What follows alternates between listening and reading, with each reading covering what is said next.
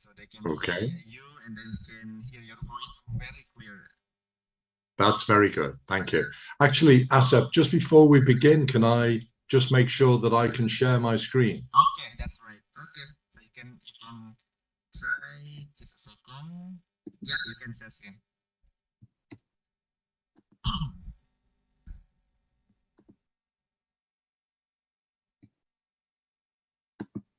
Okay, so the screen is very clear and we can see the screen that you have shared.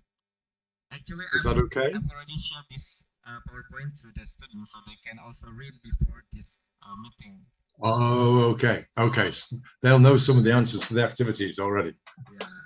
Oh, right. yeah. Sorry about Okay. that. No problem. No problem. Actually, that's good. And you can see full screen?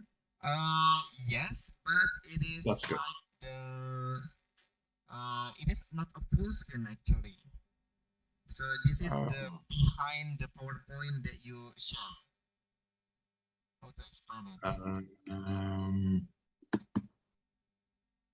No. So this is like can you stop screen just a second? Is it? I mean close the Can, PowerPoint. as long as it's clear for the students. Oh yeah. Can you hear the PowerPoint? Okay, yeah, that's clear. Okay. And they can see clearly? Yes, they can see clearly. The text is very good and they can read it. Okay, right. So, how are you in Europe? Very good, thank you. Yes, very good. All is in the UK. The situation is better. Got always lively, Asa. Always lively. You know, we tend to change our prime ministers very quickly these days. Right. Yes, I see the news that UK has changed the prime minister and it's quite different right now. Yeah, I know. Well, it always makes it interesting, I suppose. Okay, so we have 14 o'clock, so maybe we can start. Okay. Right. So, hi everyone. Good afternoon. Say hello to Jan Davies. Okay. Can you hear the student's voice? They say hello to you? No. So, actually, there is a microphone in the middle of the classroom, but maybe there's still. So, can you say hello again? Hi. Yes. Again. Okay. Can you hear? No. Still not here? Yes, I can hear. Yes. Okay. Right. Before we start, I just want to let you know first about this event. So we are in the Jakarta State University, the campus for the students in Jakarta. And this course, we call it Eurasia International Course. Eurasia means we have some international grant from Eurasia Foundations in Tokyo, Japan, to conduct the international classroom for the students in the Jakarta State University. And we have, as I mentioned you in the email, we have 43. 43. Yeah, we have 43 students in the classroom who are actively participate in every week.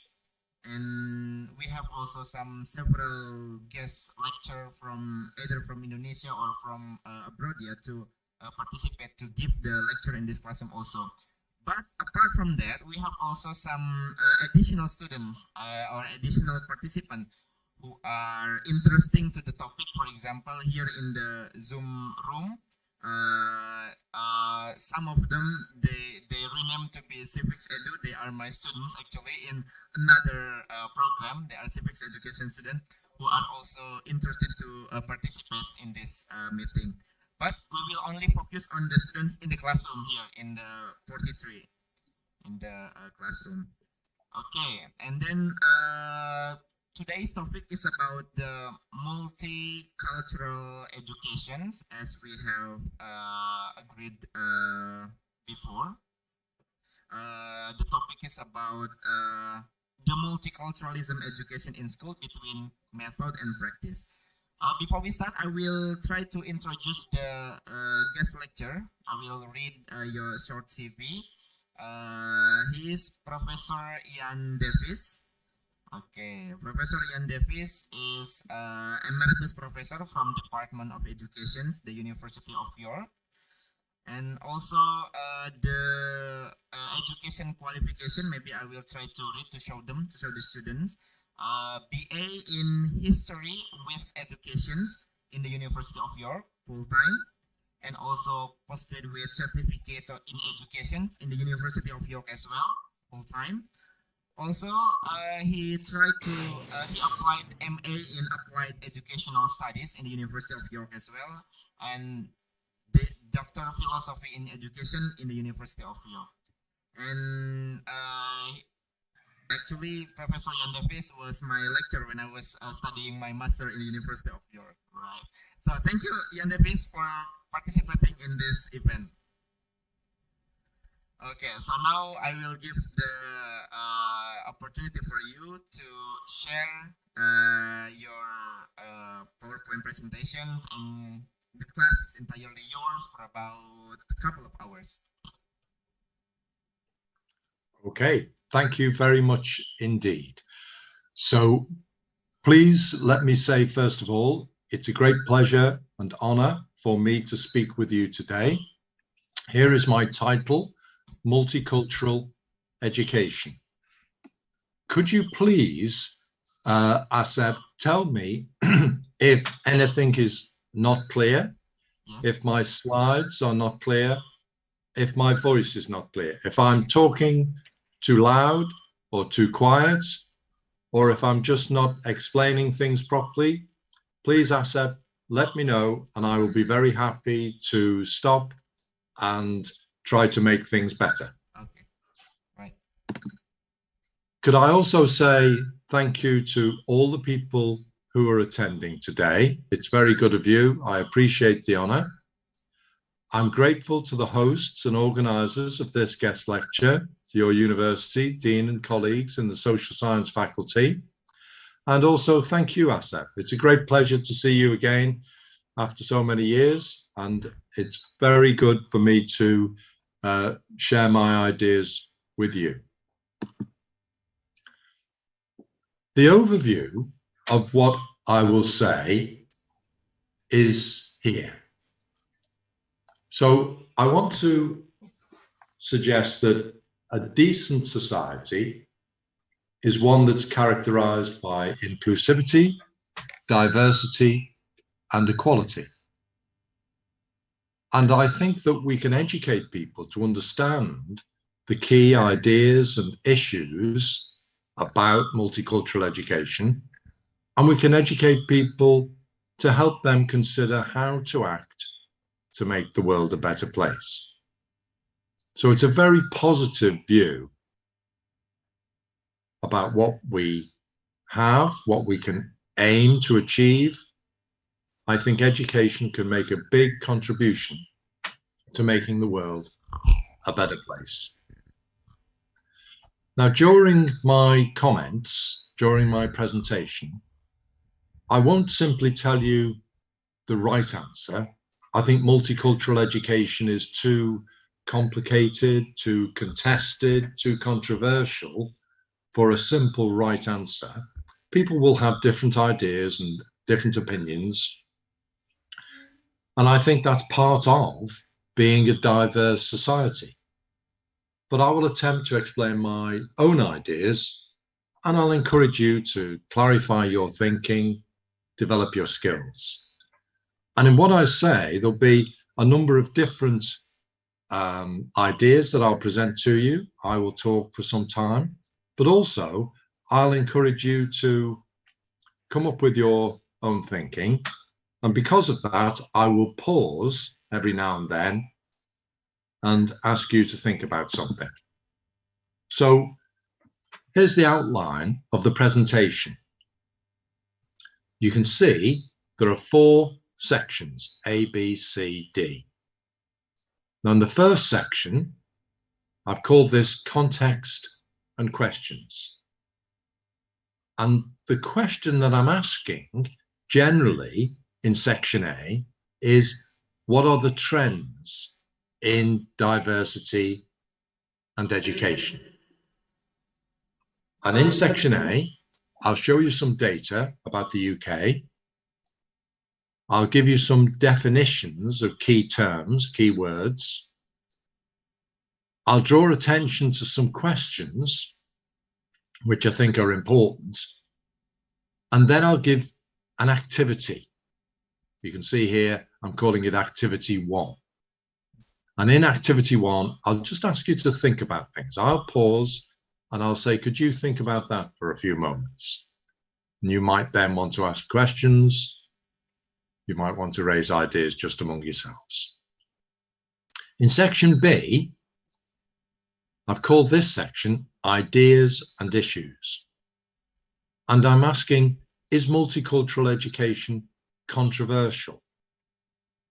And there'll be an activity for this, activity 2.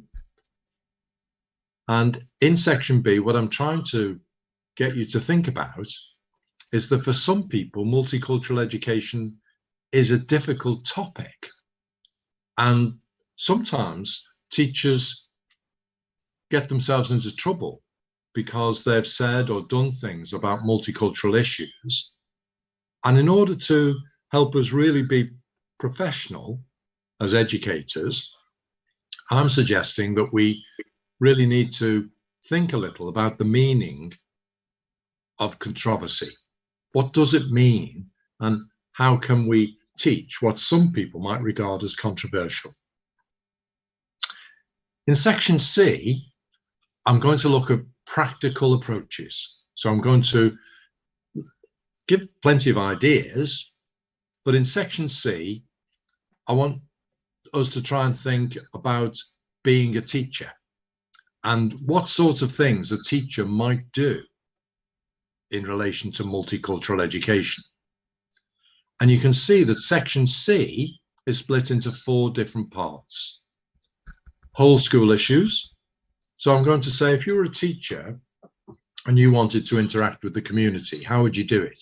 In particular, I'm going to ask how you might go about organising a visit by a speaker to your school. In the second part of section C, I'm going to talk about the curriculum, and I'm going to talk about something called Black History Month. Black History Month is something which is very common in the West, certainly in the UK, certainly in the USA, where Black history is emphasised in a particular time of the year when teaching is taking place. And I'm going to say, is that a good idea or not? And I'm going to ask you to think about whether you would do it in your school. In the third part of section C, I talk about pedagogy, or teaching and learning styles. And I'm going to say, well, how can we choose learning resources? In the last section of section C, assessment and evaluation, I'm going to ask you, do we know when learners are being inclusive and diverse? Can you get a sense of your students really engaging with multicultural education? And then, very briefly, conclusion and recommendations. I'll just draw things together at the end. Okay, so that's the main body of what I'll be doing. So let's begin with section A, context and questions. And remember here, I'm going to give some background. I'm going to talk about some data, give you some definitions of key terms, ask some questions for us to think about generally, and then, more particularly, an activity for you to do. Just some thinking about a question I'll raise. And the general question here I want to raise is, what are the trends in diversity and education? Now, just right at the outset of this section, when I'm talking about the context, because I know it best, the UK, and because I think it's easier for me to focus on the United Kingdom when talking about multicultural education, which can be controversial, I want to refer to the UK.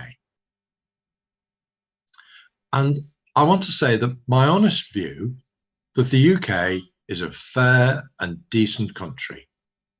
There's free speech, diversity, inclusion, and many people are absolutely doing their best to make things work well for everyone, for all groups, ethnicities, cultures, religions. I think the UK is a multicultural society. And I like the UK. I'm proud to be a UK citizen. I've worked and visited in many parts of the world. I've liked many, many cultures, but I'm home in the UK. So it's a very positive view. But there are many challenges. And I'm going to show you a few challenges about the UK. And I'm going to say, if a society that is doing its best to be multicultural has some of these challenges, then multicultural education will not be easy to achieve. So let's have a look at some statistics, some general things about the UK. Well, in the whole population, 87% of people in the UK are white, and 13% belong to a Black, Asian, mixed or other ethnic group. Now, you might say, oh, well, 13%, that's actually a very small number. And 87% are white. Oh, it's an overwhelmingly white society. And it is. But 13% is quite a high figure. It's about 1 in 6. 1 in 6 of the population is not white. So it's a multicultural society. Now, these figures are from 2011. That was the last time a census was done. But the 2021 census, the statistics for that are only just emerging in these last few days. They're still analysing them. And that figure actually from 2022 has recently, it's very similar to what it was in 2011. It's only just come out in the last few days. But about 1 in 6 of the population are not white. So it's a multicultural society. But now look at these figures. If we look at law and order, the stop and search rate, in other words, when a policeman or policewoman in the street stops somebody and says, I think you look a little bit suspicious. I think I need to ask you a few questions. I think maybe I need to search you because I suspect you of having done the wrong thing or having something in your pockets which is dangerous or illegal. Okay, so let's have a look who is stopped and who is searched by the police. Well, for every 1,000 white people, 7.5 people were stopped and searched. For every 1,000 Black people, 52.6. It's a massive difference. In other words, it seems on the basis of this figure that the police regard Black people as a threat. They are to be stopped. They are to be searched. They might be doing something wrong. That doesn't sound like a good figure. What about health? Are Black people and white people enjoying the same health? Well, let's have a look at COVID, how that's affected different groups in society. Well, for all ages, the rate of deaths involving COVID-19 for Black males was 3.3 times greater than that for white males of the same age. And for females, 2.4 times greater for Black females than for white females. And I won't read the rest of the slide, but we can see we've got clear health inequalities, where if you are white, you are, in relation to COVID, these figures show much less at a risk than if you're Black. Something is happening in society which is not fair. What about employment? Well, in every region in England and Scotland, unemployment rates were lower for white people than for all other ethnic groups combined. I mean, that's staggering. That's not fair. So if you are white, you've got more chance of being employed than if you're black. Why is that happening? That shouldn't happen. What about if you have a job and you're getting paid? Let's have a look at the hourly average pay. Well, in 2021, the average hourly pay for all employees was £13.57. That's the average. So if you're white and Irish, you will have the highest average hourly pay. If you're from the Pakistani or Bangladeshi group, you would have the lowest. Again, that seems unfair. Now, there might be lots of reasons to take into account about age of employee and their background, their education level, and so on and so on. But it doesn't look fair. Is the UK a multicultural society? Yes, because 1 in 6 people are not white. But is it a fair multicultural society? In some ways, it looks problematic. Let's have a look at poverty. These figures are from this year, 2022. And again, I won't read all the information in this slide, but black and minority ethnic people in the UK are twice as likely as white people to be in deep poverty. So in these figures, they've estimated that 15% of the UK population, in that other survey I referred to, it was 13%, but 13, 15%, they're not that far apart. Different surveys have slightly different judgments. But minority ethnic people in this survey, done by Butler and his colleagues, were said to make up 15% of the UK population, but they accounted for 26% of those in deep poverty. If things were absolutely fair and equal, you would say minority ethnic people make up 15% of the population and account for 15% of those in deep poverty. The figures would be the same. Those figures are not the same. 15% of the UK population is accounting for 26% of those in deep poverty. That's not fair. There were 2.2 times more likely to be in deep poverty than white people. Bangladeshi people were more than 3 times more likely to be in deep poverty. So what about government policy then? What does it do about poverty? Now, government policy is always changing. Social security arrangements change all the time. New policies, new initiatives are introduced. And for those in poverty, social security payments are made. Well, the economy is not in a good place. It's not in a good place globally. It's certainly not in a good place in the UK. So there are policies designed to save money.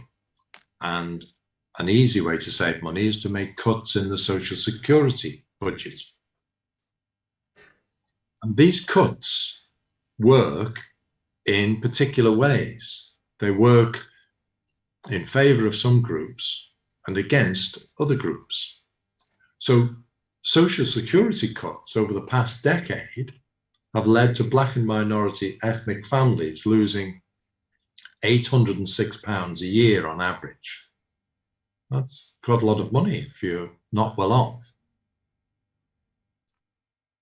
Now, other people have suffered from those cuts, but they suffer less than Black and minority ethnic families. So if you're in a white family, you will have lost about £454 a month. Sorry, a year. You'd lost £454 a year. That's about half of what Black and minority ethnic families have lost. The last point on the slide, I mean, energy prices are, around the globe because of the Ukraine war, but because of other things as well, environmental concerns. Energy prices are very high. Energy looks like, in many ways, the new war. It's what people fight over. It's absolutely central to our lives. And energy prices are very high. So governments step in and try to limit the impact of those energy prices, try to protect people. But in the UK, government measures to limit the impact of soaring energy prices are likely to reduce fuel poverty rates among white people by 53%. That's quite big. It still means that white people are paying a lot more than they were before, but it's quite a big reduction. There is also a reduction for minority ethnic people, but this time it's by only 35%. Again, that's not fair. Why should white groups have more than other groups? Now, we're principally concerned with education. So let's have a look at some education statistics, because I've looked at employment and poverty and health. Now let's look at education. Well, here as well, there are some inequalities. So in the UK, degrees are given different grades, and the best grade you can get is called first class. Or people sometimes say, oh, that they get a first. They'll just say, this person got a first. No, it's outstanding achievement at undergraduate level. Well, 39.4% of white graduates got a first class degree. That's the highest percentage out of all ethnic groups. 20% of Black graduates got a first degree.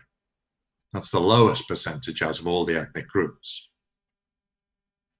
Now, in some ways, there are some figures that are not too bad. So 47% of Black graduates and 46% of white graduates got a 2-1. Now, the way the degree classification system works in the UK, first is best, then you get second class, and second class is divided into two, a 2-1, or an upper second, and a 2-2, or a lower second.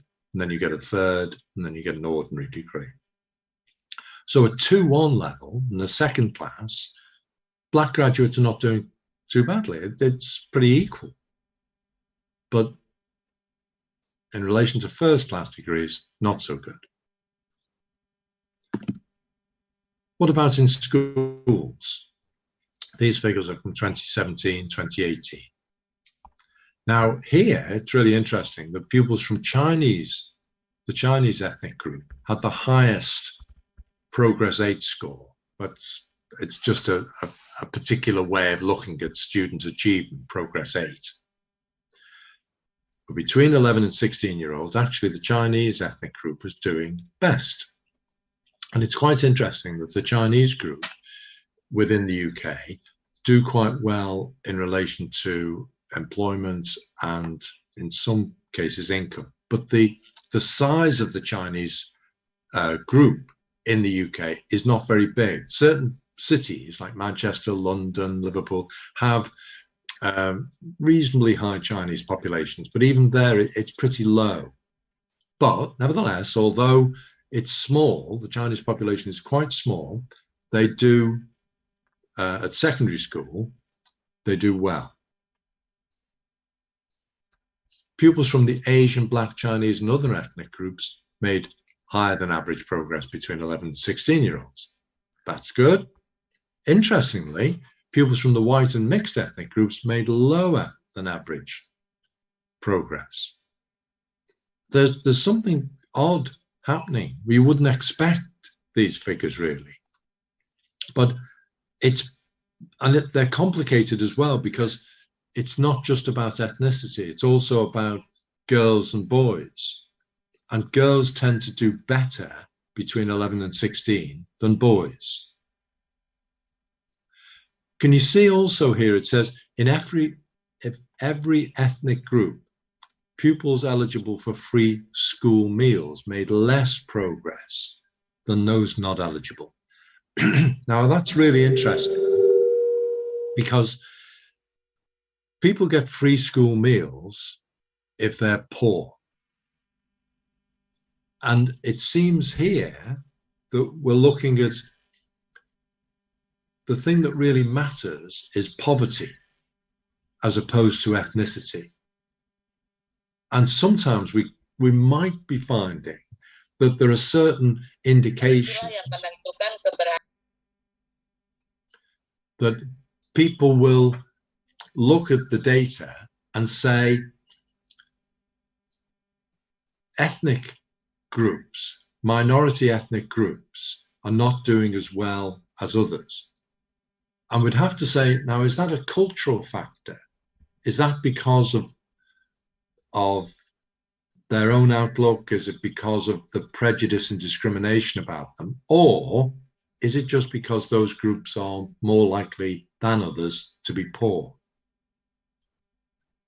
But white boys are generally not doing well in education between the ages of 11 and 16.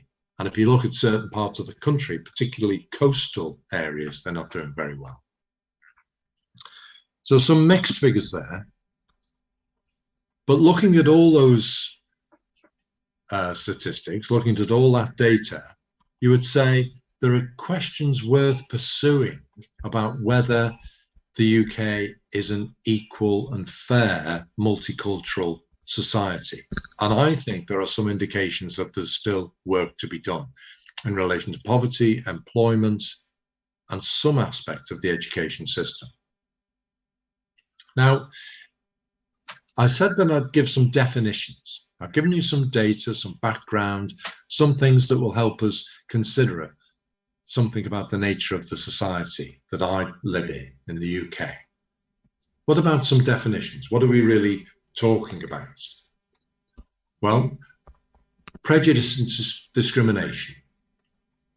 I think those are two key words to help us understand the nature of the debates that take place in multicultural education.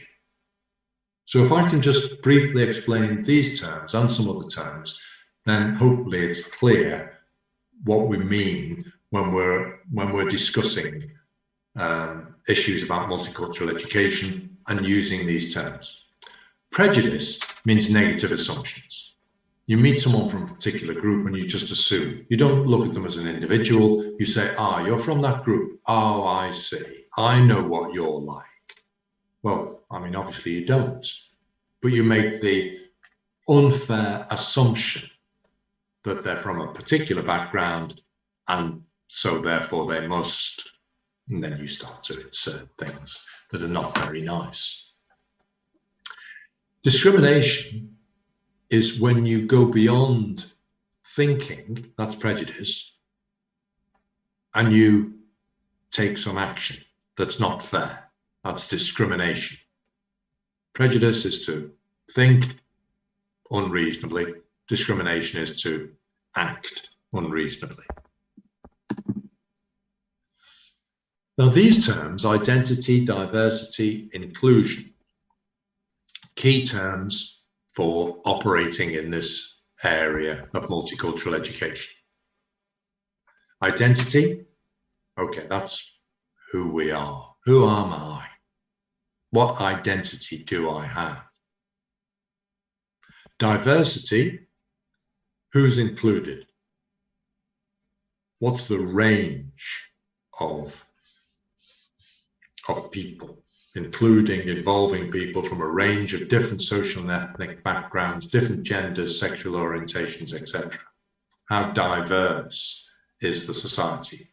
And inclusion, what is the practice, what is the policy of providing equal access to opportunities?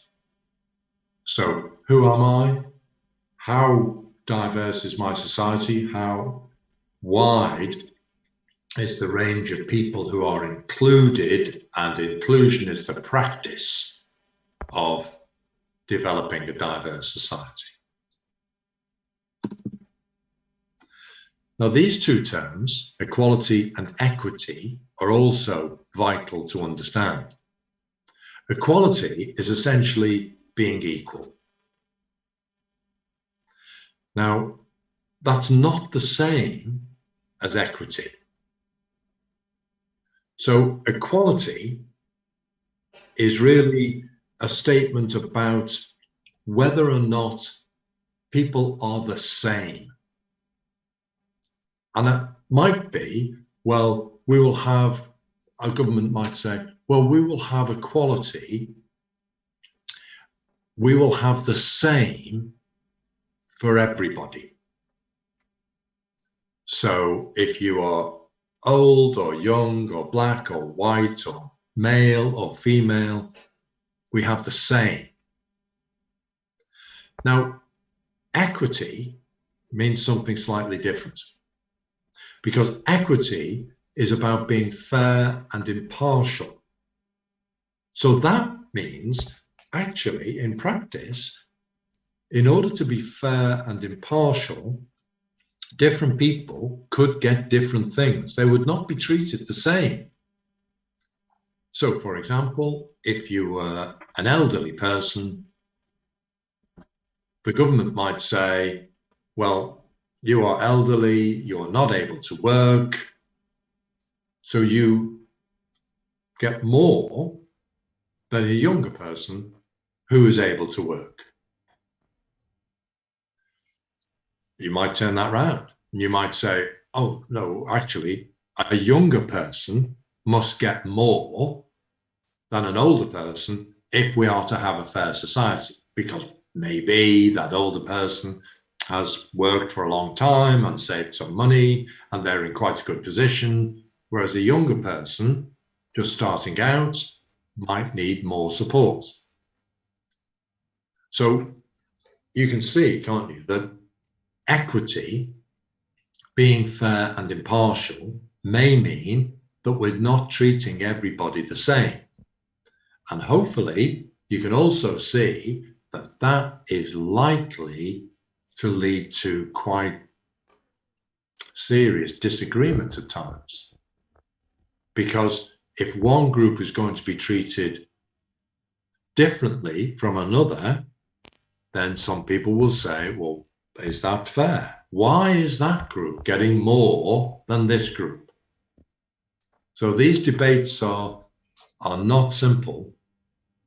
And even the terms, we need to be careful how we're using the language when we discuss these issues. Okay, so far in this section, I'm just giving some background, and I've looked so far at some data. I've looked at some definitions. Now let's have a look at some questions. And these, I think, are the big questions that everybody in society is concerned about. And these are the big questions that we in education have to address. Now, the first question, is society cohesive? In other words, have we got something where people are taking part in something that is coherent? They feel there is a consensus, they feel there's an agreement, they feel society is for everybody. Is it cohesive? Now, at the moment, a lot of people say that society is fractured. It's broken. And they say that around the world. It's very interesting at the moment. The midterm elections are happening in the USA. They're very tight. They're very evenly balanced. And you have, in the US, you have a lot of different people with very different views. And often the phrase that is used for one group is that they are authoritarian populist. And what that means is that you have, and it's often associated with people like Trump, that they will say that ordinary people need to stand up for themselves against others. They're not part of one coherent body. There are groups that are pitted against each other. There's a lot of discussion about populism around the world. A lot of discussion about people being in conflict with each other. Now, personally, I think that's overstated. I think that it is a risk, it is a threat, but I think most people around the world want consensus. They want to live in a society that they all can feel a part of. Now, that's far too simple a statement. There are big and very difficult issues. And the question is, are we all feeling part of society? Or are different groups, different cultures fighting against each other? The next question, then the big debates about multicultural education. Nationalism, the feeling of your own country being the best. Now, this is a very difficult area because I said earlier, didn't I, that I live in the UK, I'm British, I'm English, I like being English. I'm loyal to my country. But actually, I don't believe that the UK is the best in the world. I don't say people in other countries are not good people. I really enjoy talking with people from other countries, working with them. I really respect them. There are many people in many countries that are a lot better than people in the UK. So I can be loyal, but I don't want to be nationalistic. I don't want to be nasty and unpleasant about people from other places. But you can see some of the language about nationalism, which is exclusive. It is unpleasant. So when Trump was elected, and in his inauguration speech in January 2017, he said, "From this day forward, a new vision will govern our land. From this moment on, it's going to be America first. Every decision on trade, on taxes, on immigration, on foreign affairs will be made to benefit American workers and American families." That's quite aggressive. What about cooperation? What about collaborating with people of different countries and cultures? Is every country going to be fighting against the other? America first, UK first. That sounds a little bit unfriendly. No, but national citizenship, that's where we get our rights, that's where we get our duties. So national citizenship can be a very good thing. A citizen is a citizen of countries, among countries. That's not a bad thing. But nationalism might not always be very friendly to others. Of course, there are some things called minority nationalisms. In other words, there are many nations within a state. You see that very clearly in the UK, because the UK has got 4 nations: England, Ireland, Scotland, Wales. So I've given here as an example, Scotland is a nation within the UK state. And what do we do about that? Well, do you know, often governments are not so friendly towards nations within states. So they can set language policies. So actually, in Scotland, the national language is Gaelic. And people do speak Gaelic, but not very much. The government promotes it, but not very much. Migration, you'd find sometimes it's just economic, but sometimes it's political. The people move into different spaces. Dominant groups tend to move into minority spaces. And political organisations. Within the UK, there are big debates at the moment about the place of Scotland. And it's possible that in 10 years' time, the UK may not be what it is now. Maybe Scotland will be an independent country. And the issues with Ireland are very well known, and they continue. So the UK may not exist in the future. These nationalisms might break the country apart, and maybe in some ways that would be acceptable. But what I'm just trying to draw attention to are these questions about society. Can it work? Can it fit together? Are people part of the same group? Or do we need to say, well, no, they're not part of the same group. We need to think about multi-nation states. We need to think about transnational politics. We need to think about cosmopolitan governance. But that's difficult.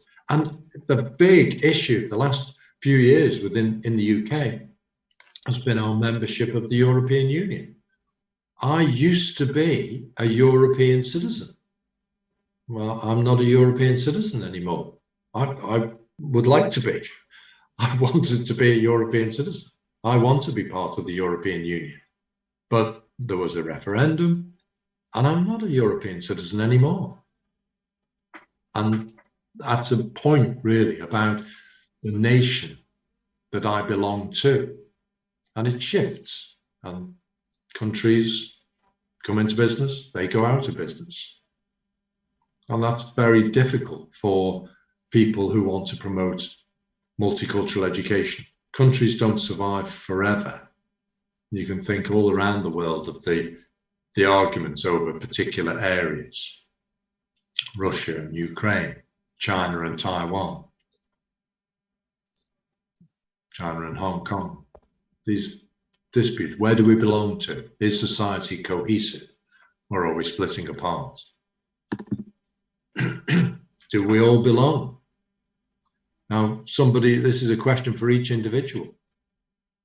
And sometimes it goes beyond just having the passport, having the legal rights, because you can acquire full membership legal rights and you can feel a deep sense of belonging to a place, to a community, and still you can be rejected by others. So there are certainly groups within the UK where absolutely they have full British citizenship. They feel very patriotic to Britain, but they're not fully accepted. And you can see that in terms of the stop and surge, the employment, the health data that I've shown before. So, key question, do we all belong legally, in sense of our ideas, in a sense of acceptance from others? Now, an easy phrase that people often use about all these matters are about pluralism. Oh, we want a pluralist society. You know, we'll have diversity, plural, respect and toleration across. And it's very easy to say, and it's very important to say. That's very, very important to say. But how wide is that pluralistic spectrum? And who decides how wide it is? Is everyone to be accepted? whatever they do, whatever they say? Is anybody allowed to think, say, and do anything? So multicultural society, often debates about multicultural issues occur when people say, oh, we want to be inclusive, we want to have respect for everybody and everything. Is that true? Or are there aspects of certain cultures where people would say reasonably, that's not nice, that's not good, that's not an indication of justice? That's where we've got to draw the line. Well, what is that line? And who decides? Very difficult. What do we mean by identity? Before, I said that this is one of our key terms. It's about who we are. Okay. Well, who are we? Can we be whoever we wish to be? Now, the French have decided not to collect data in some circumstances about ethnicity because everybody's French. And that's in many ways, I'm sure, very positively motivated, because they were saying, no, you're not African or Indian or Pakistani, or no, you're French. We're all together. But is that fair? Doesn't somebody want to be Pakistani French, Indian French? I mean, the phrase that's often used in the US is African American. Oh, okay, yes. Can you be both? Or should you be just one? And what about debates that's not about nationality, but about other forms of identity? And in the UK, in the US, and lots of countries now, debates about transgender are growing. Now, can we be whoever we want to be? If I said, I'm a woman, is that right? Or would you say, Ian, you are not a woman? It's not for you to decide. It's got to be something decided by biological facts. Well, for some people, it's decided on the basis of who they wish to be. And that's a phrase that's often used. I can be whoever I want to be. Really? Is that true? These are big and difficult questions. Now, in relation to all of this, then, should the state be allowed to say, these are the things that everybody must agree with? These are the things that you must declare allegiance to. Well, the UK has done that quite recently. The UK has got legal requirements regarding what it calls fundamental British values. And those fundamental British values are these four things: democracy, the rule of law, individual liberty, and mutual respect for and tolerance of those with different faiths and beliefs and for those without faith. And schools are required to promote those fundamental British values, FBV. Now, you might say, well, that's reasonable, isn't it? Democracy, rule of law, liberty, respect. These are sensible things. And in many ways, I would agree with that. They are sensible things. But, you know, these things are actually, within the UK, very controversial. And lots of people point out these sorts of things. Within this guidance, there's no mention of equality, justice, or the concept of human rights or children's human rights. Oh, so what do those things actually mean then, if they don't mean equality, justice, or human rights? And are people reading into those fundamental British values actually an attack on certain minority groups? Are these people are not as British as they should be? And in any case, why are these fundamental values British? Democracy, the rule of law, liberty, toleration. Why are they British? Aren't they applicable to everybody? Is it the case that the government's introduced these things because they are saying certain groups don't belong? Certain groups are not as patriotic as they should be. And a lot of high-profile groups have said recently that FBV is a mistake. It's playing into the hands of those who seek conflict. That it's saying to minority groups, you're not as British as you could be. And they then feel threatened, and then there is a conflict.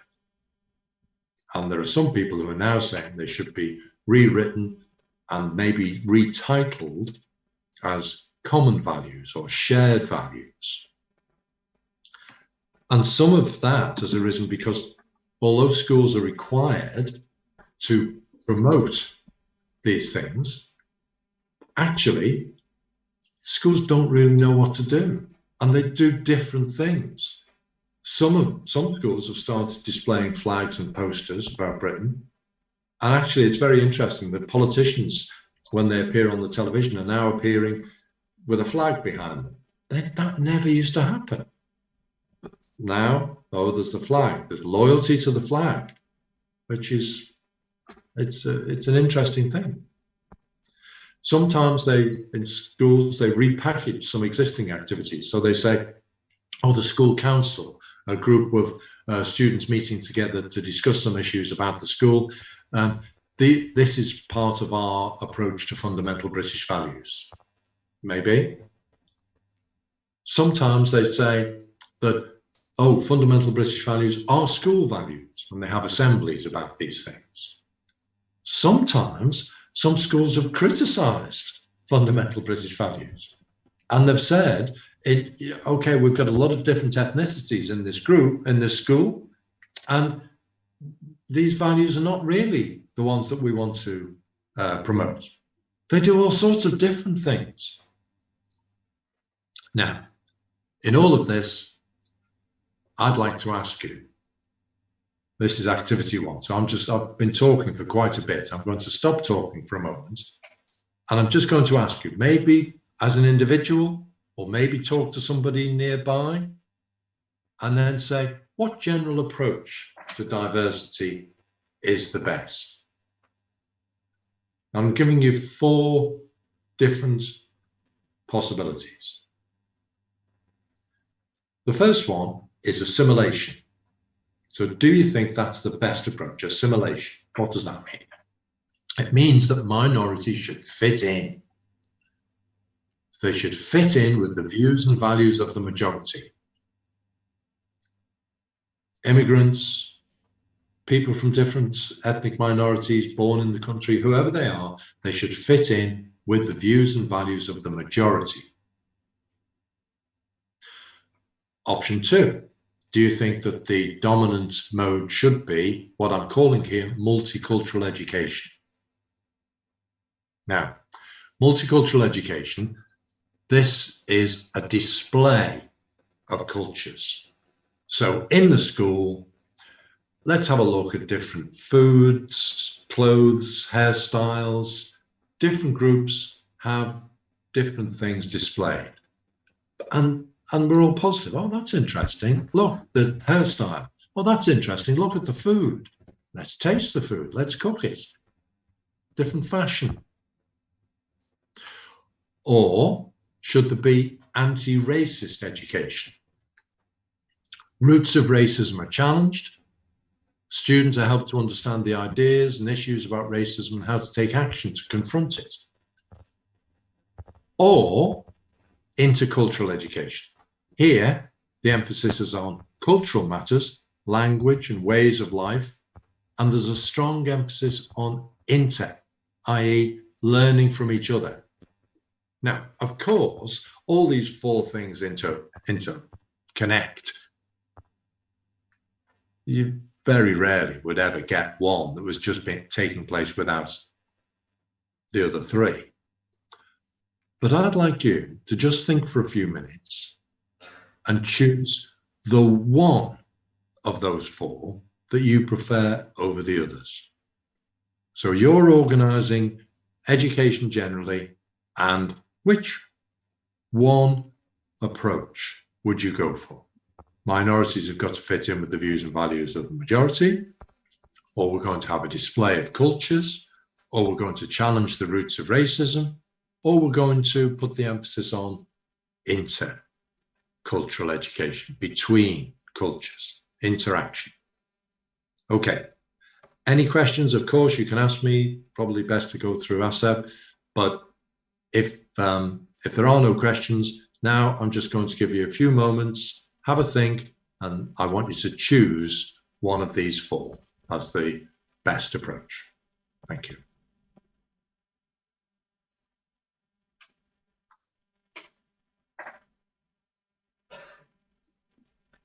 So we are moving to the group activity.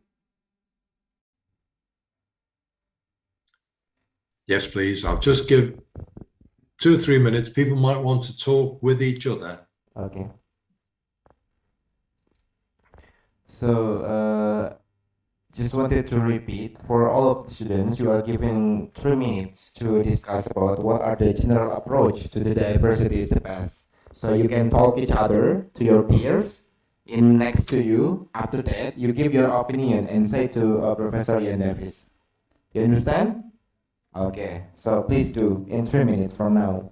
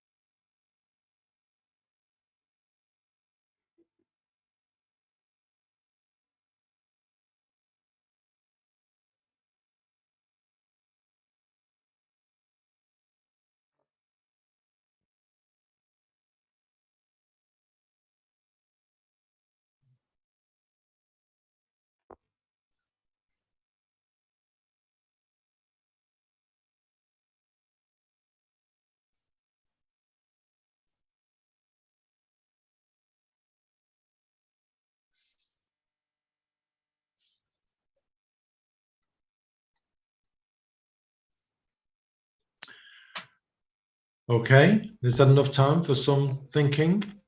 I wonder if anybody wants to ask me a question, then I'm very happy to try and give an answer. So Asep, could you ask if people want to ask me a question? That's okay? Okay, that's fine. Okay, so everyone, the activity is enough. And then if you have any questions about the approach or the general questions about multicultural education, so you can raise your hands and then Professor Yandapis will be happy to answer your questions. Or you want to give your own opinion about the discussions that you have done with your peers. Okay, everyone, come on. Please raise hand. Come on, come on. please. Okay, but if there are no questions, that's okay, no problem. Okay. It's just an opportunity. Right. I don't want to talk and not allow people to say what they think or to ask what they want. Okay. Okay, so yeah, and if anybody wants to ask anything at any point, don't hesitate. I will be, no question is a bad question. I will be very, very happy to answer. Okay, let's just go on a bit. Now look, it's very important for me to emphasize, as I said right at the beginning, I'm not here to say, oh, you are right and you are wrong. It's not like that, really. I want to help you think about things. So let's have a look at these 4 things that I asked you to think about. Now, I'm sure other people would disagree about different points of view, what these things mean, but my view about them is that assimilation was actually really dominant in education in about the 1950s. Very, very old way. Now, I'm not saying that people don't expect others to fit in with the majority today. They do. But when that was really powerful, it was a long time ago. The emphasis on consensus was so strong that people were expected to deny their own culture. Okay, you're not really from India. We don't want to hear about that. Thank you very much. You're in Britain now. Okay, so that's very, very old-fashioned. But multicultural education, and that was the title used. So I know it means something different today, but multicultural education, often 1970s, but it's still around, and it's a display, and it's very interesting because it's often very positively meant, but it will be, oh, this is, oh, you wear a turban. Oh, isn't that interesting? Now, can you show us how it works? And, oh, this food. Oh, it's a special sort of food. We don't have that. Oh, let's have a taste. Oh, very nice. Now, it's very positively meant. But people don't tend to, in academic circles, they don't tend to really like that so much these days because it is just a display. And it says, you are different from us. And what we spend our time talking about is these things that are rather superficial, food and clothes and hairstyles. It's not about fundamentals. So it makes people different and it concentrates on trivia, really. Now, anti-racist education, challenging the roots to racism. Now, I think that was probably strongest in the 1980s, and it was very political. And for some people, too political, too confrontational. Society is unfair, and we're going to do something about it. Many teachers became involved in that, and it had mixed results. Now, intercultural education is probably the way that most people in academic circles, most people tend to want an intercultural approach. And it's officially accepted by bodies such as the Council of Europe. And it emphasizes the inter. Okay, certain groups do this, certain groups do that. Are they the same? Are they different? Which is better? Can we discuss? Inter, between, that interaction. And there's a lot of debate about how it's working. Some people say it's working well. Some people say, well, it's not so good. Okay, so all I'm saying so far is at the end of section A, I've given you some data. I've raised some questions with some definitions of key terms, and we've looked very broadly at some trends and which way you think would be the best to go. Now let's go to section B. Now, for a lot of people, multicultural education is seen as controversial, and teachers do get themselves into trouble about saying or doing what is regarded by those in authority as the wrong thing. So because of that, I think we need to just stop for a moment and say, well, what do we mean by controversy? How can teachers deal with controversial issues? And to highlight how controversial it is and how long the debate is in England, let's go back to a quotation from about 40 years ago, where Digby Anderson, in quite a popular pamphlet, but it was written in a rather lively way. And essentially he was saying, watch out for teachers, because there are teachers whose values are not those of the normal parents. Unpleasant ideologies and unsavory suggestions can lurk behind the bland facade of projects, social studies, and so on. Now, that's from 1982. And it was rather a light-hearted, almost, pamphlet, but it got a lot of attention. And in 1985, at a high-profile event, the Dimbleby Lecture, Professor Mary Warnock said, there is almost no parent of children at school who does not have some educational horror story to tell. In other words, teachers are indoctrinating children.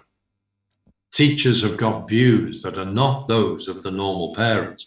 And in part because of that, legislation was introduced in the 1986 Act. And the important thing about me giving you this historical background, that material from 40 years ago, is that in 2022, the government renewed its commitment to that original framework. So in 2022, the law forbids the promotion of partisan political views. Now, the question is, of course, what is a partisan political view? So if I were to say to you, for example, well, I said earlier, oh, I like the UK. I am loyal to the UK. That's my home. Is that a partisan political view? Maybe it is. So does that mean I can't say it? What is the promotion of partisan political views? Let's have a look and see if we can make sense of controversy. Now, I'm saying in this exercise, you've got an opportunity to develop your understanding of the meaning of controversy, the challenges that teachers face and the actions they can take. And to do this, I want to ask you to think about the meaning of controversy. And to do this, in a few moments, I'm going to ask you, together with someone you're sitting next to or by yourself, I want you to come up with an idea of what's controversial and what isn't. So I want you, in a moment, I'm going to show you 9 statements. And I want you to diamond rank those statements. Can you see on the screen, there's a cross and then 2 crosses and then 3 crosses and then 2 crosses again and 1 cross. Okay, it's like a diamond. And at the top of that diamond, the top X, that will be the statement that you think is the most controversial. And the statement at the bottom is the least controversial. Okay, so I'm going to show you in a moment 9 statements, and I want you to choose, I want you to get them in an order, in a diamond, and I want you to put at the top the most controversial and at the bottom the least controversial. I want you to try and think what a controversial issue is. Can you decide that? Can you explain to me or to the person you're sitting next to what you think a controversial issue is? And lastly, do you think there's any link between the level of controversy and whether or not you would want to teach it? Do you say, oh, that's the most controversial, therefore I must teach it? Or do you say, that's the most controversial, I'm not teaching that? Okay, so in a moment, I'm going to show you these 9 statements. I want you to put them, diamond rank them, make it clear to your partner what you think a controversial issue is, and then say whether you think there's a link between the two. And I'm going to give you just about 3 minutes to do this. So not very long, but it gives you an opportunity to talk to your partner, put them in an order, and then I can get back to some discussing with you. Here's the list. Okay, discuss again for 3 minutes with your peers next to you. Put in order the most controversial issues and the least controversial issues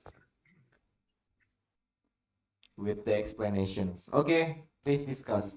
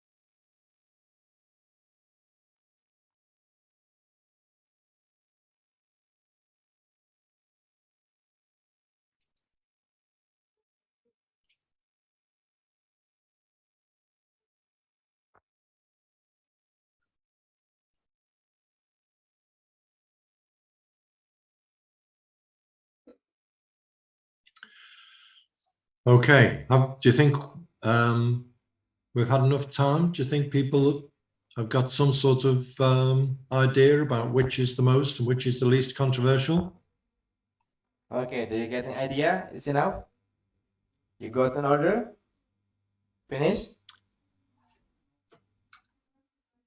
Okay, now I'm going to ask, could you please raise your hand if you thought that the least controversial, so either right at the bottom or quite close to the bottom, the least controversial, who had London is the capital city of the UK? Could you just put your hand up? Okay. Who had that as being not controversial? Okay, raise your hand. Who thinks that London is the capital city of the UK for the least controversial issues? So either right at the bottom of the diamond or quite close to the bottom of the diamond. How many? Actually, it's a bit difficult for me to see, Asep. Is there anybody raising their hand? Okay. Who's raised the hands? Nobody?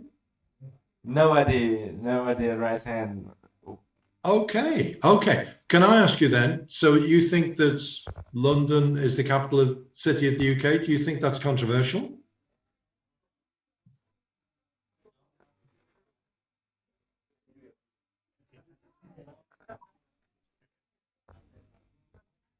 Okay, London, the capital city of the UK, is it controversial or not?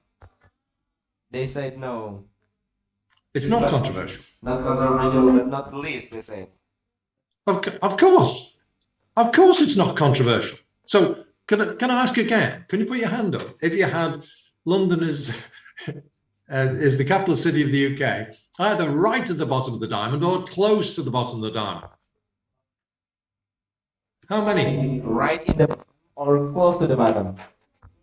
Close to the bottom. Not in the bottom? No, they said not in the bottom. It is close to the bottom, but it is not in the bottom. They said it like that. Okay, but it's not controversial, is it? London is the capital city of the UK, yeah? Is it? Yes. Well, hang on. Is the difficulty about the meaning of controversy? Controversy is where people disagree. So, what have we got here? London is the capital city of the UK, right? Is that right? Do we agree? Yes, they agree. Okay. Okay. London is the capital city of the UK. Obvious. It's a fact. Not controversial. I agree. UK. This is straightforward. Okay. But of course, what am I trying to do here? I think I'm trying to be a bit awkward with you. Okay? Because you are absolutely right. London is the capital of the UK. This is not controversial. It is obvious. It is a fact. Yes. But for some people, in some ways, that is very controversial. I mentioned before about the situation in Northern Ireland. Thousands of people died some years ago fighting about should the British be in Northern Ireland. And what is that all about? Well, what is our capital? Is London our capital? Are we in the UK? People were fighting and dying over that. What about in Scotland? I mentioned earlier. Scotland, is it part of the UK? Well, yes, it is at the moment, but many people in Scotland do not want to be part of the UK anymore. London is the capital of the UK. It is an obvious fact, and so it is not controversial. At the same time, it is extremely controversial. People are fighting and people have died over the question of where they belong to. And if they belong in the UK, what should the capital be? So it's difficult. Now, I would also like to ask you, but I would just perhaps press on with my explanation. I think, for me, the statement that in this list is most controversial is the government should ban all religions. And I think that many of you might have put that as the most controversial. The government should ban all religions. What do you think? Is it the most controversial issues? Yes, they said yes. Okay. The government should ban our religion. I agree. I agree. That is the most controversial. Now, it's very interesting because while we agree on that, actually, I would imagine that no one in this group of people, including me, definitely including me, no one agrees with that. No one. Oh, I see. So we all agree. We all agree that that statement is ridiculous. We all agree. And the definition of controversy is when people disagree. Well, this statement is one that we all agree on. The government shouldn't ban all religions. So why is it controversial? If a very few people might think it, what perhaps makes that statement controversial is the fact that it's about religion, which is a sensitive topic of deep meaning to many people, and the word should.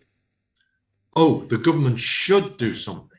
So it's making a proposition about a very sensitive and important matter, and therefore it's seen as controversial. But we all agree that the government should not ban all religions. So therefore, in some ways, it is not controversial. Now, all I'm trying to illustrate here is that these statements are a way into thinking about the meaning of controversy. And when we are engaging with multicultural education, which for some people is controversial about what certain groups do, whether they should be allowed to do, whether they should get official recognition for it, whether there should be respect for it, whether we should all be part of the same group, why is that going to cause any difficulties for teachers? We need to know what controversy means. Is it about the number of people who disagree or agree? Is it about the perceived extremity of the argument? Is it about the importance of the issue? Is it about the effect that it is likely to have upon young people? And in these ways, I'd be really interested if I was there to have a look to see who put something about ice cream being more or less controversial. I mean, many people would say, who cares? It's ice cream, it doesn't really matter. Or the pop music of a particular Indonesian pop star, that doesn't matter. It's only controversial if it's important. But here as well, many of these issues are really important to young people. Things about ice cream, things about pop stars, things about football clubs are very important to young people. And it's those sorts of issues that they may more easily see as being controversial rather than the big political issues which adults see. But generally, the controversial issues which do tend to pose serious problems for the teacher are those on which society at large, or the local community, or even the school itself is clearly divided, and for which different groups offer conflicting explanations. So in other words, if there is obvious consensus in a community, it's really going to be fairly straightforward to say certain things. But it will not be straightforward to say other things. Where there is consensus, that means that they are not talking about or believing in other ideas. A teacher needs to understand what that consensus means, because if he or she then raises something which challenges the consensus, that's controversial. And of course, a teacher may decide that there are issues about which society is divided. Maybe it's 50-50, that the school believes this, half of the school believes it, and half of the school believes that. When a teacher steps into that, they take a risk. So what should a teacher do? Should they then say, I don't mention it at all? Should they say, oh, this is really important because I want to educate people about these important, difficult issues on which there are different views? A teacher has to make a very sophisticated judgment about what they are going to do in that difficult situation. Teachers have to consider the knowledge, values, and experience brought by the pupils into the classroom. They have to consider the age and ability of pupils. They have to consider the teaching methods which predominate in other lessons in that school. And if they are introducing something new, they may be taking a risk. They have to consider the classroom climate, the atmosphere. Can discussions happen or not? And they have to consider, as they teach, the reactions of the pupils to the content of the lessons. It is not a simple matter of just saying they're going to do something and it's an easy choice. It's a very sophisticated choice. And beyond that, they tend to use particular methods. Do they stick to the facts? Do they give a balanced approach, always challenging what is said? Do they stay neutral and value all opinions? Do they give a stated commitment? Now, all of these are what teachers do. And all of them have big advantages, and all of them have big disadvantages. Could you imagine sticking to the facts and nothing but the facts? That's very boring. Could you imagine being always balanced, always challenging whatever is said? That's irritating and confusing. What's the answer? Could you imagine being neutral, valuing all opinions, whatever is said? I don't think that would be a good idea. What about stated commitment? This is right and that is wrong. Well, maybe useful on certain occasions, but what are those occasions? A teacher has to make such sophisticated judgments. And to do that, they have to choose their resources carefully. They have to think about whether they want to get involved with external agencies. They have to think, should I let the students know my personal views? They have to think, can I discuss political views? Would that be acceptable? They have to think about whether pupils are involved in any political activity and what counts as political activity. If they're involved in a charity, if they're raising money for certain groups in society, is that political? Is that acceptable? They have to think about public displays and communications. What sort of posters are allowed to be displayed in schools? What sort of messages are allowed to be given in assemblies? What role do the head teachers have, the principals, the education authorities, the parents? If a parent thinks something is right and a teacher says it's not right, is that very sensible and acceptable? Is that likely to lead that teacher to trouble? I haven't got any simple answers. I've got questions for you to consider about the meaning of these key terms and then the educational value that someone might gain by raising these issues, and then to think about the ways in which they are raised. But a teacher who does not think about those things in advance of teaching is likely to find themselves quite quickly in what could be quite serious trouble. Certainly that's the case in the UK anyway. Okay, brief pause for any questions or comments. And if there are no questions or comments, that's fine. I'll move to the next section, but I want to give people an opportunity to ask things if they want to. Okay, now, do you have any questions?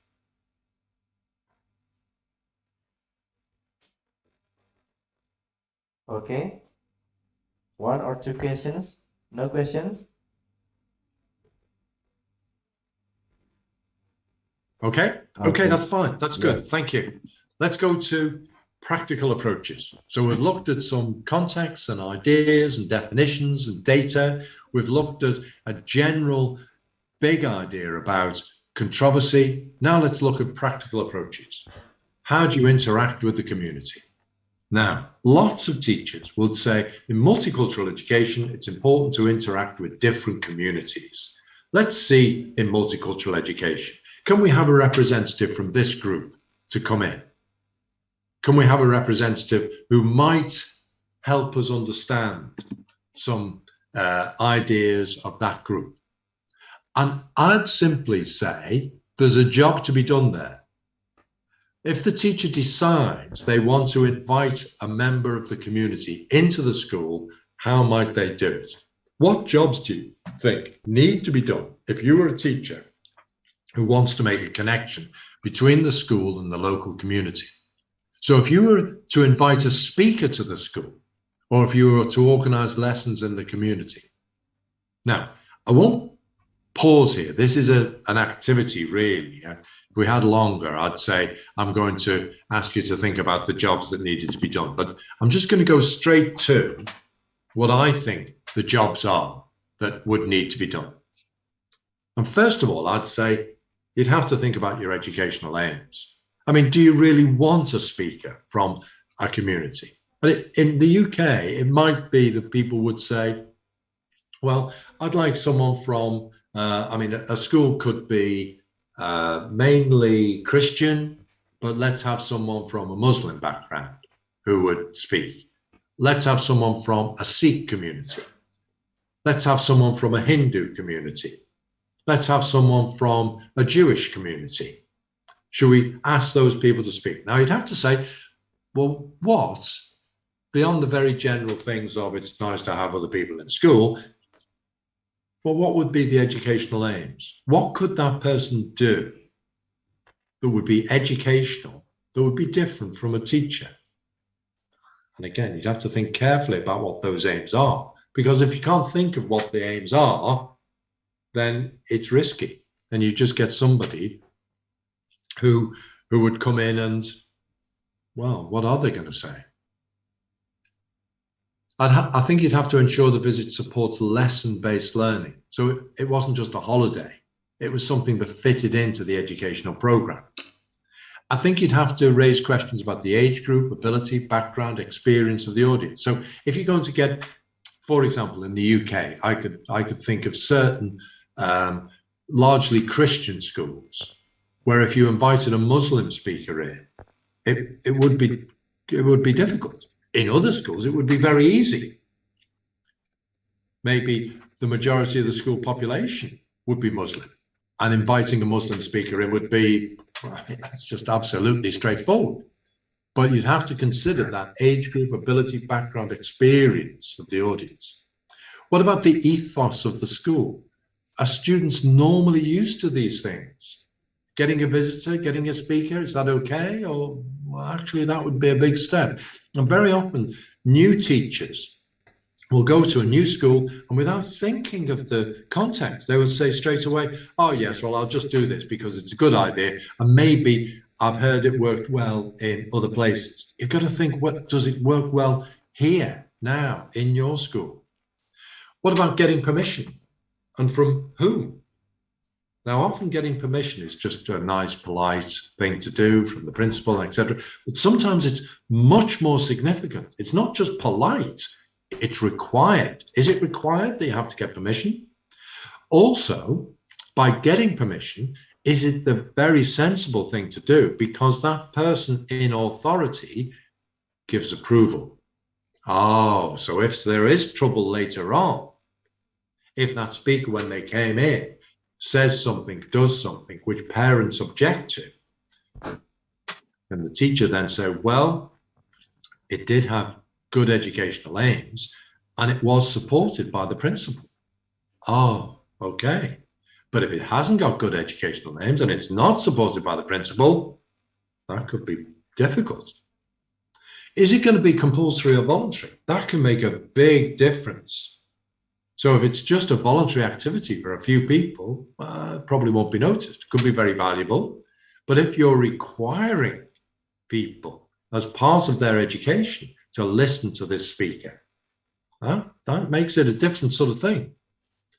Does that person want money? Do they want a fee? That makes it different. Or do they want expenses? Why should the school's resource be spent on this person? That needs justification. Where will the activity occur? A small, closed, quiet space? A big assembly? Outside? that makes a difference to the nature of the activity. How long should it be? What about the nature of it? Is it just a speech? Is it question and answer? Is it an activity? What sort of things is this person going to do? And how suitable are they? Some speakers are not teachers. You invite them in and you think they've got the skills of being a teacher. They can communicate. And some people can't. Not everybody is a teacher. Not everybody is a speaker. And then how do you follow up? And how do you assess the activity? All those questions need to be considered. And so often people will just say, oh, it's a Christian school, let's have a Muslim speaker. Well, it needs a whole lot more thought than that if multicultural education is going to work. What about in the curriculum itself? What about this question? Is Black History Month a good idea? And for this, really, I just need to explain that Black History Month is a month which I don't know if it takes place in Indonesia, but certainly in the UK. In the UK in October is Black History Month. In America, I think Black History Month is March. I might be wrong about that, but certainly in the UK, Black History Month is October. And during October, many schools, many universities, certainly my own university, has a lot of attention given to Black history. So that's the time when they have speakers, when they have events, and they will give special attention, for example, to the achievements of those involved in civil rights movements in the USA. Now, for some people, Black History Month is really good. And I'm just going to show you now some reasons for it. Most schools, people say, ignore Black history and action's needed. So Black people tend to be written out of history. It tends to be white history. So Black History Month is great because we need to have some action here. We need to recognize the contributions made by Black people. And there are particular Black perspectives that need to be explicitly recognized. And it may not be perfect, but it's a good short-term measure that will highlight the key issues. Now, it's a good idea, say some people. But some people are against it. They'll say, look, it's just tokenistic. It's marginalizing Black history. After Black History Month, Black history is ignored. Oh, we've done Black history. We don't need to do that anymore. Now, many people would say, well, it's not proper history. A proper history sees the full range of people's contributions at all times. You can't have it in October and in no other month. That's ridiculous. Now, some people would say, oh, just a minute. This isn't proper history at all. This is a political goal. This is all about emphasizing Black history because, well, it's some sort of political project. We can't have politics in school. We're not going to do that. And other people say, well, we don't need it anyway because we've already got equality. We've already got an open, fair, decent society. We don't need to do anything. It's all okay at the moment. Now, what do I think? I don't know, to be honest. I tend to think that Black History Month is a good idea, but I would like, ideally, Black perspectives, Black people, Black ideas to be recognized at all times because that is a proper sort of history. But very often, Black perspectives are ignored. Or in the UK, very often the only time that Black people appear is when slavery is done. And that means that Black people are being displayed as victims. What about the other aspects? But it is difficult. So I don't know. I don't know the right answer. But it is a key feature of life in many schools in the UK in October and throughout the year. Now let's have a look at another practical thing. Let's have a look at pedagogy, teaching and learning. And let's have a look in particular at choosing resources. Now, with this, I would just want you to do it as an individual, okay? Just as an individual. I mean, if you speak to somebody next to you, of course, that's fine. I don't mind at all. That's okay. But you'll see by the end of this exercise that I'm not going to ask, you'll see the reasons why I'm not going to ask you to say in front of all the others which ones you like and which ones you don't like. But I'm going to show you extracts from 3 textbooks. And I'm going to ask you whether you think they're any good or not. So here's the first extract. Is this any good? So I'm just going to give you a chance to look at it. And then I'll pause for a moment. And then I'll give you the next extract. Okay. And then the third extract. Pay attention again, please. Look at the screen.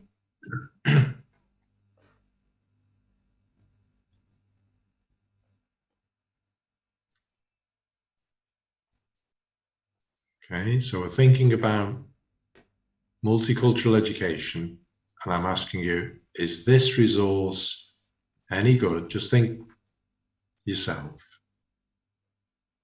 I'm not going to ask people to say in front of the others what they think about it. But this is from the contents page. How man developed, the Bushmen, the Hottentots, the black people, the role, and then it gives the role of important people, and then stories of people who served mankind.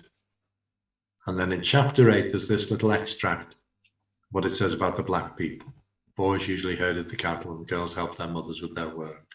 Black people love music, and so on.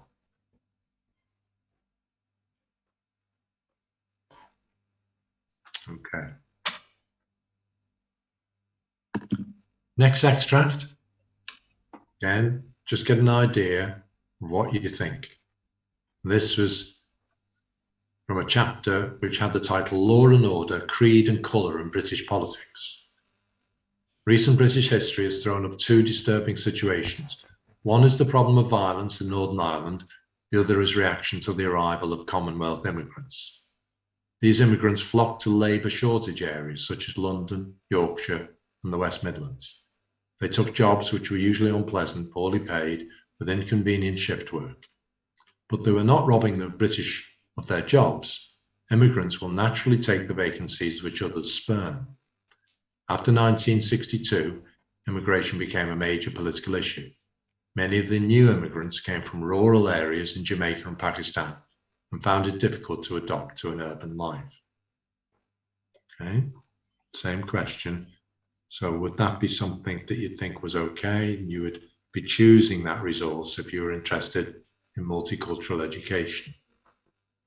And the last one, extract 3. This is from a book which was looking at the British people going to the US. And it says that this is the first colony, Roanoke. In 1585, a small group tried to settle at a place called Roanoke in the New World. It had been sent by Walter Raleigh. He was determined that England should be the first European country to colonize Northern America. Life in an Algonquin village was very different from life in Europe. Native Americans believed that the land was part of nature and was for everyone to share. In an Algonquin village, people did not just hunt for themselves, but for the whole village. No one was allowed to go hungry if there was food to share. Think. This was in the textbook. Think. What do you think the colonists found strange about the Native Americans? What do you think the Native Americans found strange about the colonists? Okay, so I've just given you those 3 extracts. We only just had a brief moment to look at those. And if you're a teacher and you're choosing resources, maybe the textbook is selected for you. But sometimes in some schools you have an opportunity to choose the resource. Would you choose extract 1 or 2 or 3 or none of them? And I'm not asking you to say out loud what you think, because extract 1 is from a textbook from South Africa during apartheid. Extract 1 is a very racist book. It's a book which was designed to support apartheid, that the white people are important and the black people were not important. It's a nasty, racist book. Now, you can see from the contents page how man developed. Can you see where you get the Bushmen, the Hottentots, the black people, and how man developed? You get the white people. The white people are important. The role of important people, they're all white. Stories of people who served mankind, they're all white. And the extract, chapter 8, the black people, the boys usually herded the cattle and the girls helped their mother with their work. The black people loved music. It's full of stereotypes. And they're negative stereotypes. They made a lot of beer. This is a nasty book. But, okay. This book, extract 2, widely used in schools in England in the 1970s and 1980s. And if you look at it, do you know, it's not acceptable for today. It's not acceptable. Because look at what it does. It says law and order, creed and colour and British politics. 2 disturbing situations. Violence in Northern Ireland and the reaction to the arrival of Commonwealth immigrants. In other words, it seems to be saying immigration leads to violence. It doesn't say it very explicitly, but it says implicitly, if you have immigrants, you're going to have violence. Wouldn't it be better, it almost says, if we didn't have people from different cultures? I find that book unacceptable. It's certainly not as bad as the one from apartheid South Africa, but it's not what would be acceptable today. This was something that was published in the 1970s. Now, the next one, the last one, extract 3, I don't think it's perfect by any means, but it's different from the other 2. It's different. The language level is easier for a start, so it does allow people to think. And look, it includes something that's very explicitly, it asks people to think. What do you think the colonists found strange about the Native Americans? And then, what do you think the Native Americans found strange about the colonists? And that, I think, is an attempt, do you remember the term I used earlier? To go for an intercultural approach. This is an attempt to be intercultural. What do you think they thought about that group? What do you think about that group and their views of them? It looks between. It looks both perspectives. It also gives, in a respectful way, ideas that the Native Americans had. The Native Americans believed that the land was part of nature and was for everyone to share. In an Algonquin village, people did not just hunt for themselves, but for the whole village. No one was allowed to go hungry. Now, that's a positive view of Native Americans. But it's also asking for the Native Americans' view of the colonists and the colonists' view of the Native Americans. That's very different from extract 1 and quite different from extract 2. So when we're choosing resources, I think we always need to say to ourselves, well, what really is the message that's being given here? Can students understand it? Can students adopt a perspective which is in line with multicultural education? Now, final part of section C is just about how we think about what our students are thinking. Do we know when learners are being inclusive and diverse? Is it good to expect or require students to think in particular ways? Now, in some ways, I mean, that's a teacher's job. We expect students to think in particular ways. That's our job. We have to say, this is better than that. We want to teach, we want them to learn, we want them to understand, we want them to be able to do things that they couldn't do before. But in this area, because, as what I've been saying throughout, it is sensitive. It is difficult to decide what to do. And a teacher who's not able, who's banned in the UK from having partisan political views, it's difficult for us to expect or require students to think in particular ways. It's a central feature of our job, and yet it's very difficult for us to do that. Now, all I can do here really is to say that, of course, we're interested in what students think. And then I can show you this framework, which some people like, actually, I quite like, for trying to understand what students understand, trying to understand students' perspective on multicultural matters. Now, I'm sorry that there is quite a bit of jargon in this framework, and you might want to ask me questions about it, or you might want to go back later and look at it and you know, read and think more. But essentially, it says what we should be looking for in our students is what stage they are at in their multicultural thinking. And it gives it in two parts, the framework. One's called ethnocentric. And in this ethnocentric part of the framework, they say, well, students are more likely to deny there's any difference between groups. Oh, everybody's the same.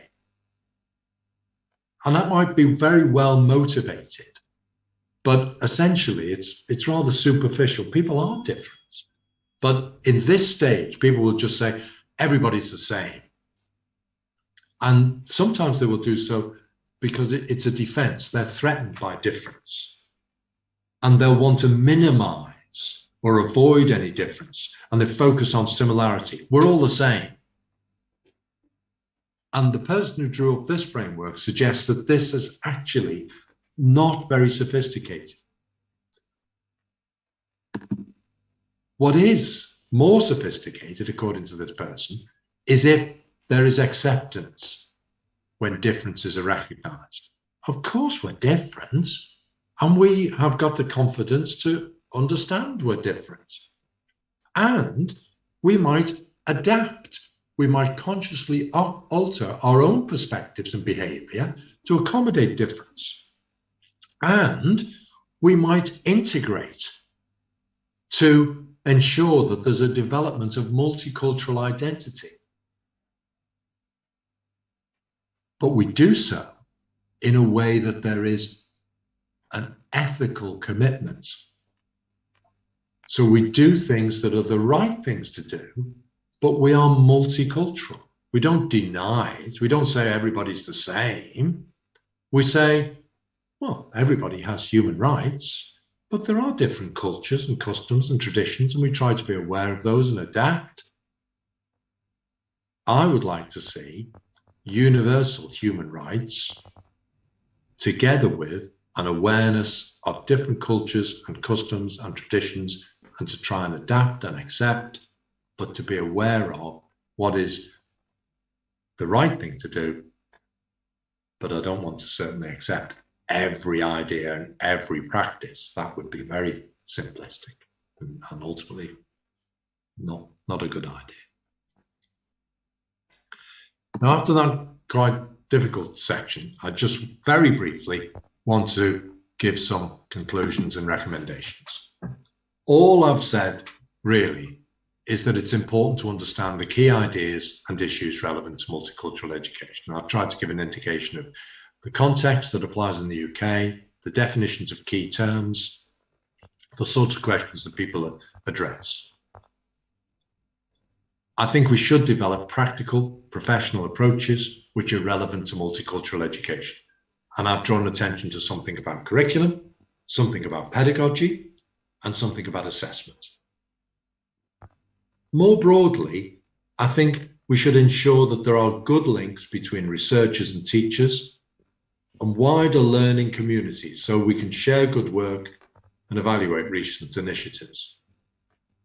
And I think, as far as possible, we should ensure that there are good links with policymakers so that when policies emerge, they are actually meaningful and helpful to teachers.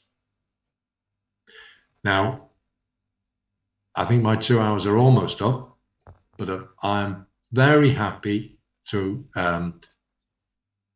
try to do my best to answer any questions that anyone will have from you, Asep, or from anyone else in the group, in the room, or online. So thank you very much. Please ask me a question if you wish, but I will stop there. Thank you. Okay, thank you very much for Davies. Give applause.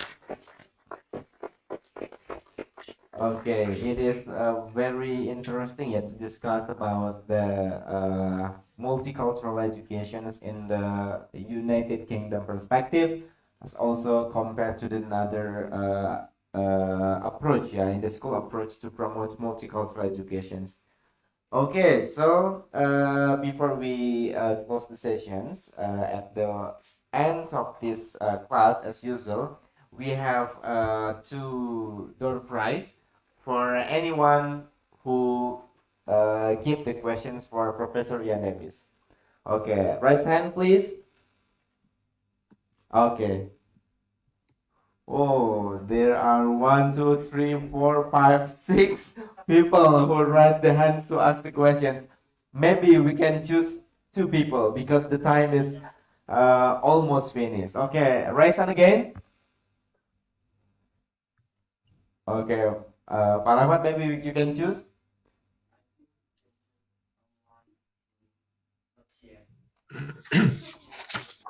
Okay, who hasn't get the door prize before?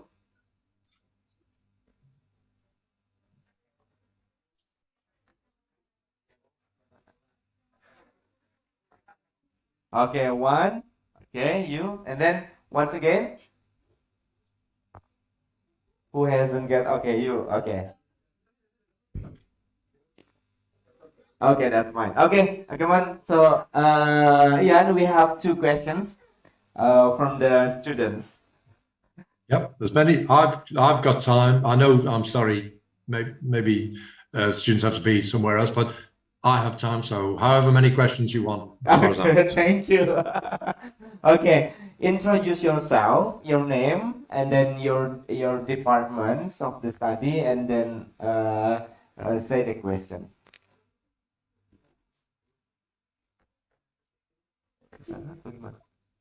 Okay, come on, stand up please, and then go to the mic, and then say the questions to the camera. Camera. Okay. Okay. Yeah. Okay. First, can you hear my voice? Okay, yes. Can you hear my voice clearly? Sorry. Yes. Okay. Okay, first of all, let me introduce myself. My name is Salosha Desalsabila. I'm from Pancasila and Civic Education program study. My question is, how do people in UK respond to immigrants who come to UK as part of multiculturalism in UK? Because based from the information that I know, UK is monocultural country in the past. Because there are some people who come to UK to be a worker, so there's multiculturalism in UK, and how most native people in UK treats the immigrants. Thank you. Okay, thank you. It's a big debate, and there are very diverse views about immigrants and immigration. So I think over the last few years, one of the key drivers about the very difficult debates we had in relation to the European Union was about immigration. And before 2016, when the referendum on the European Union happened, the government had a policy really of being, and this is the word that's used, hostile to immigration, really. And they wanted to significantly reduce the numbers of immigrants. And they thought they would be able to do that if they left the European Union. They would be able to establish much greater control over levels of immigration. Now, in some ways, I think that was an unpleasant and very misguided policy. It didn't recognize economic reality, the benefits culturally, economically, and politically of immigration, but also it was not a policy that was practical, because levels of immigration have not reduced since we left the European Union, and there is now a very significant challenge in relation to people attempting to enter the country illegally. So tragic circumstances about people in boats in the English Channel trying to enter illegally. So government policy, I don't think, has been at all helpful. And there are elements of society in Britain that are not positive about immigrants or immigration. And you can see from the statistics that I was referring to at the beginning of my presentation that there are many elements of society that are not welcoming to diverse groups. However, I do think the UK is still a compassionate society, and there are many people educationally, but also in other areas of society, who want to ensure that we improve on being a compassionate, fair, equal, just society. So it's a mixed picture, and there are very worrying indications, but nevertheless, I am an optimist, and I do think that there is much good work taking place in education and elsewhere. Okay, great. Thank you for the explanations. Okay, we go to the second question. Right. Okay, please. Yeah. Introduce yourself, your departments, and then mention your questions. Hello, sir. Can you hear my voice? Yes, I can. Thank you. Okay, thank you. Okay, my name is Abian Wimarta from Public Relations and Digital Communication. And as you said before, UK is a multiculturalism country, and I agree with that. It can be seen what I've seen. Like, to be honest, I see trends in UK, like especially in football or matches in Premier League. Many players in UK or UK national teams many people have skin color different, like white and white, or black and black, or even Asians. So, but from the existing issues that the UK or European nations itself, not in generally, it's also failed to unite the ethnic groups, especially immigrants groups, which resulted in grouping based on culture and religion, so that immigrants were alienated from the original citizens. So my question is, how can the social issues occur in certain circumstances so that not everyone can feel the good things from multiculturalism itself? Are they still accepted as they should be? Thank you, sir. Okay, thank you. I think it's a very good question, and I think it's very interesting to refer to different aspects of life in the country. And actually, football is a very good example, because I think there are many players in the Premier League who come from other countries, but there are many players in the Premier League who are British citizens born in Britain who are from a range of different ethnic groups. And there is a big effort in the Premier League, following actually some American sports, but at the beginning of actually all matches last season and some matches this season, players take the knee to show that they, at the beginning of the game, they say, we are standing up against racism. And gradually, I think that is becoming more accepted. I think that the England manager, Gareth Southgate, has been very good about saying very sensible things about the need for tolerance and harmony and teams working together. And I think that does have a very big influence in wider society. So I see that as a good thing. Now, that though is not the full picture, because it is still a case that unacceptable things are said and done, and it actually, apologies for people who are not interested in football, but in a recent tournament, football tournament, and England were doing quite well, but failed to get through, failed to win because of a penalty shootout. And the black players who missed their penalties were criticised in a racist way from some sections of the community. And I think, unfortunately, it is the case that the racism in society is still there. So, in answer to your question, so are people accepted?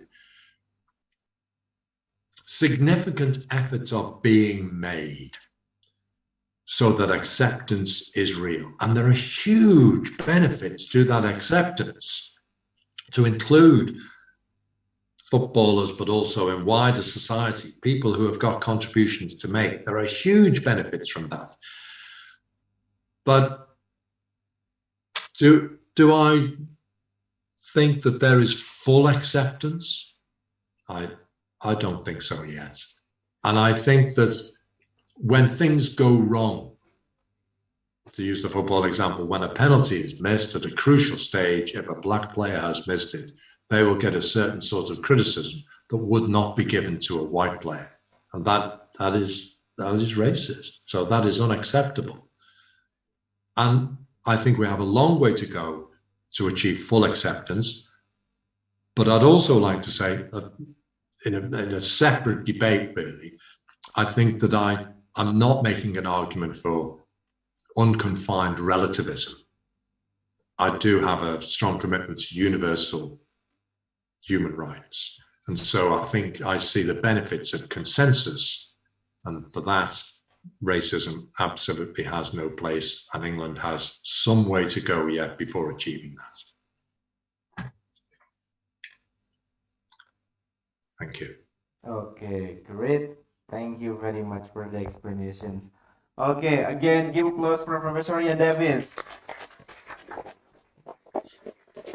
Okay, so the time for the discussions and lecture about the multicultural education for the Professor Ian Davies sessions has already been done. And actually, we have sponsored from the two Indonesian publishers to share the books for the students who are giving the questions. So that's why we only choose the 2 questions. Also, we only have the limited time, and also so we give it from Paramat, who will give the this book for the, who's the name? Salwa and Abian. Okay, Salwa and Abian.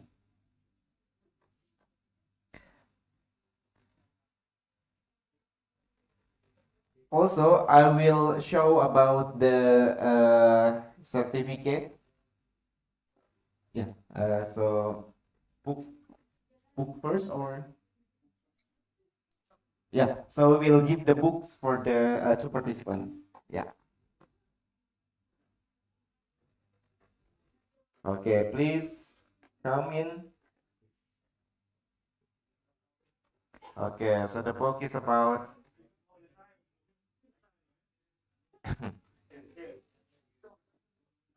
Yeah. Okay, the camera. Okay. So Professor Ian Davies, you can see the camera to the Yes. okay, so they have two students, one student from departments of civics educations and one student from departments of public relations. Okay, we can take a picture first. Yeah, Davis, I will take a picture of you in Zoom. Is that okay? Yes, Okay, of course. because it will be published on Indonesian news. So maybe days after this, it will get published on the Kompas. Okay, so we will take. Can you see on the screen? Yeah, there is your picture on the screen. So we will take your picture and it will get published soon after this. I will send the link when this event is published.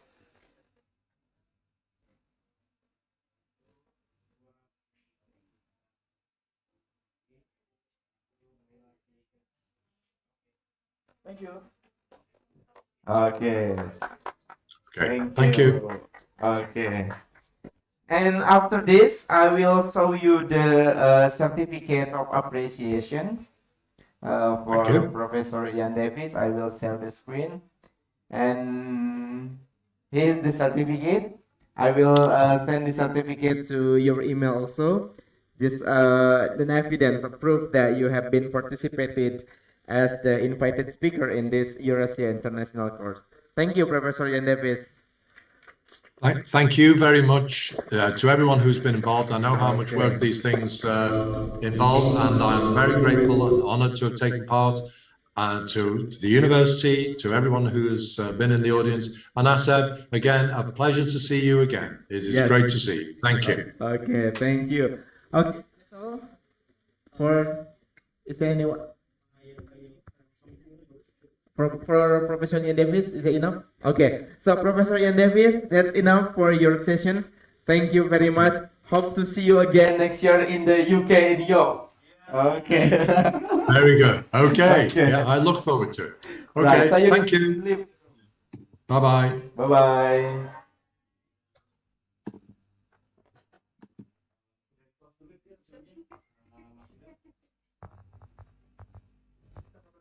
Ya.